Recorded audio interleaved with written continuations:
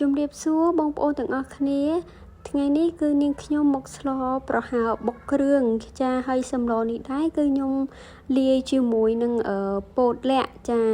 ឥឡូវយើងចាប់ផ្ដើមដាក់ដាំទឹកស្លទាំងអស់គ្នាណាបន្ទាប់ពីទឹកពុះបងប្អូនអាចដាក់ល្ពៅចូលមុនគេទៅព្រោះថាល្ពៅយើងវាក្រផុយចាយើងដាក់ល្ពៅហើយគឺយើងបង់ប្រហុកចូលណាចាតទៅពីទុកឲ្យពុះទៅគឺយើងអាចបង់សាច់ជ្រូកចិញ្ច្រាំរបស់យើងចូលបានចាគឺថ្ងៃនេះគឺខ្ញុំស្លអត់ប្រើត្រីទេគឺខ្ញុំប្រើសាច់ជ្រូកចិញ្ច្រាំជំនួសវិញបន្ទាប់ពីយើងដាក់សាច់ជ្រូកហើយបងប្អូនអាចបន្ថែមបន្ថយគ្រឿងគ្រើតាមចំណង់ចំណូលចិត្តយើងបានចាហើយយើង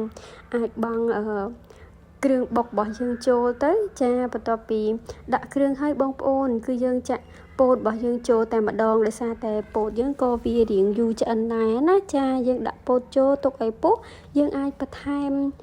បន្លែដែលយើងនៅសល់ចូលមកចាគឺថាខ្ញុំមានតែននោងមួយមុខទេហើយឥឡូវនេះគឺថាដាក់ទុកឲ្យពុះហើយបងប្អូនជាចុងក្រោយយើងបន្ថែមតែបន្លែបៃតងរបស់យើងចូលទៅគឺរួចរាល់ហើយបងប្អូនចាយើងកុំទុកយូរពេកដោយសារតែបន្លែយើងវាឆាប់រលួយដែរណាចា